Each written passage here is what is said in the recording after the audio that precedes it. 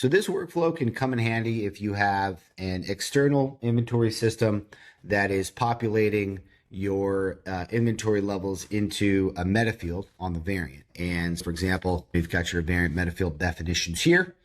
And let's say you've got available inventory there. And you've got, here's one of my test products, one of my large test products. And you've got available inventory there in that Metafield value.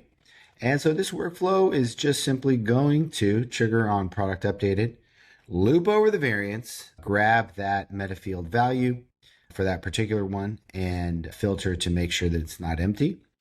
And then it will grab the variant details, grab the inventory item. In this case, we're just looking at a single warehouse location and update the value for it. When we run it, it should set this available to file. We're looping over the variants, and I only populated that value for the large test product, but you can just click in there. I think it'll usually adjust. Yeah, there we go. So that went ahead and adjusted, and it set the on hand to 8 in order to get the available set to 5.